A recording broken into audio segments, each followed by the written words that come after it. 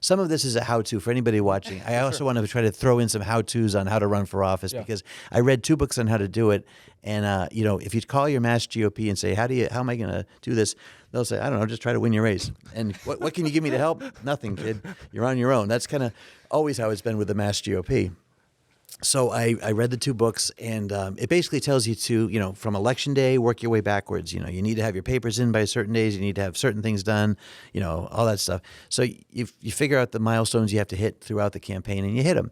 And one of the things I knew is being an unknown. I had moved to Massachusetts, in my 30s, or I think I was 40 when I ran for office. So I was almost 40. Nobody really knew me that well. I mean, I was on the finance committee. I had 2 daughters, but my wife was the one that everybody knew. She grew up in Whitman. She was the Broadway person, all that stuff. And her last name is different than mine. She goes by Kathy Jo Boss. I'm Geoff Deihl. So I had to explain to people, who the hell was Geoff Deihl?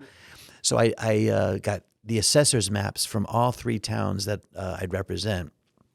And I laminated them. They have all the streets on them. I laminated them, and I got the dry erase pens.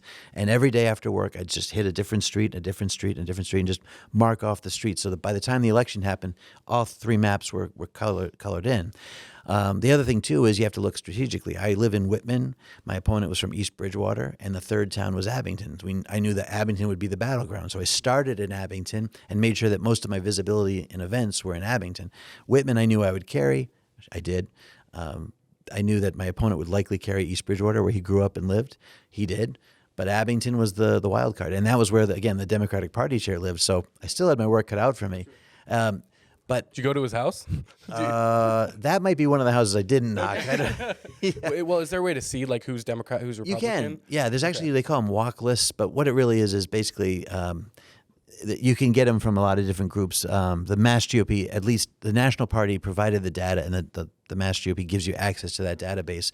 So you're able to pull the list of who vote Republican, who vote Democrat. It actually is even more refined than that. And what you can find out is who's like a soft R or a soft D, or hard R or hard D. And who's a casual voter, like who's ranking 1 to 4 or 0 to 4, I think it is, or something like that. Who votes not at all and who votes some, right? So you can have a Republican house, but they never vote. You might be wasting your time going to that house.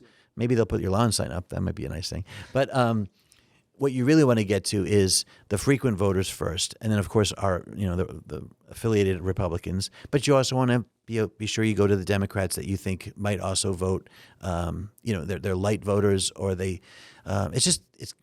There's a way to actually look at all these trends and see which houses you may want to go, especially during different cycles.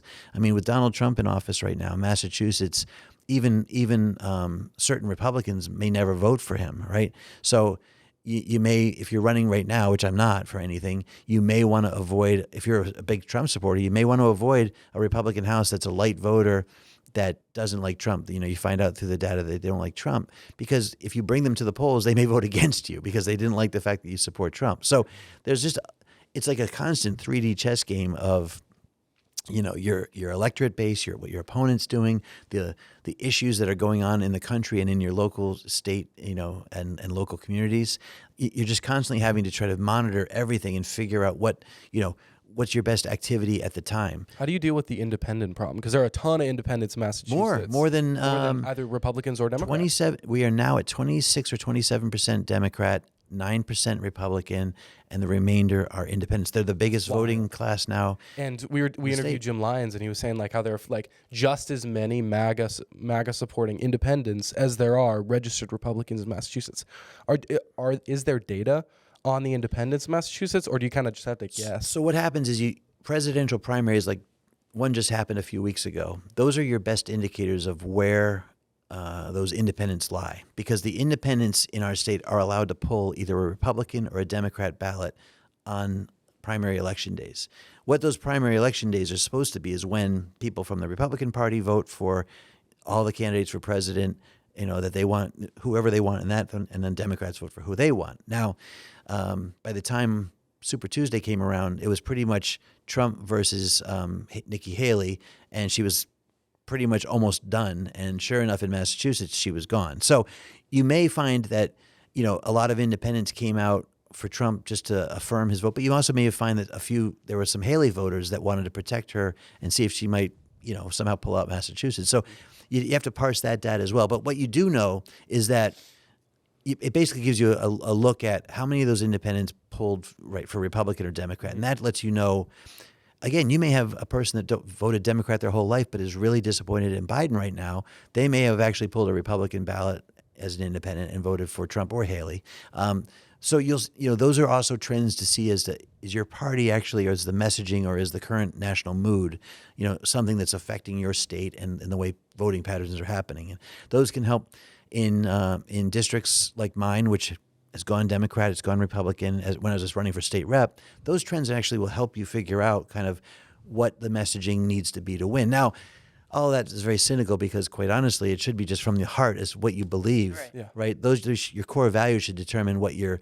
But it is important to make sure that you're not insulting people. Like, we're never going to agree 100% of the time on all of the issues. If we did, there's something wrong with us, right? I mean, we're supposed to all have independent minds. Yeah. So when I walk up to a door and I say that, I think we should show ID to vote, somebody might be like, "Oh, I think it's fine if I don't want to vote," and it's fine to have that difference, but I don't want to necessarily, if it's something that really angers them, I don't necessarily want to bring it up if I know it's just that we're going to be misaligned on that. So again, when you know that there's certain trends in voting patterns on issues, you also want to kind of follow those. I always thought it was the funniest thing when I was knocking on doors.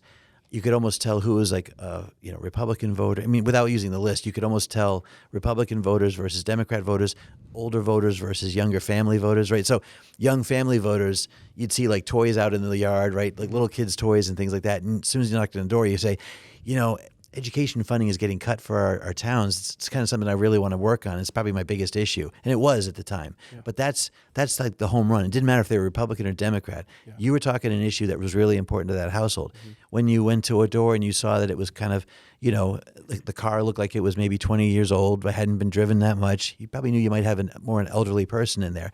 So when you knocked on the door, they'd invite you in for a nice cup of lemonade or something like that. And you'd say, no, thank you, because you need to make time when you're knocking on doors. Yep. But when you did talk to those people, their issues might be more about Medicare getting cut or things like that. And even though that's a federal issue, when you're running for state office, you can say, look, one thing I want to do is make sure that we keep taxes low in our town, so that if there are Medicaid cuts, or if you're not getting the increase, the cost of living COLA increases that you need, at least your town's not going to be wasting money as well. And I want to make sure that our states providing our towns the funds they need to keep operating things without raising your taxes. So there's always a lot of different ways to make sure that you get to what the person's interest is. And the best way, and this is very cliche once you get into office, because you'll hear this in speeches all the time, is God gave us one mouth and two ears, and we should use it in that proportion. Right. And the point is, just listen. The voters will tell you what's important to them if you just give them a few seconds to talk. And I also noticed now that I've been kind of going at about a mile a minute for a while. So it's good. We just got a how to run for office clip. So perfect.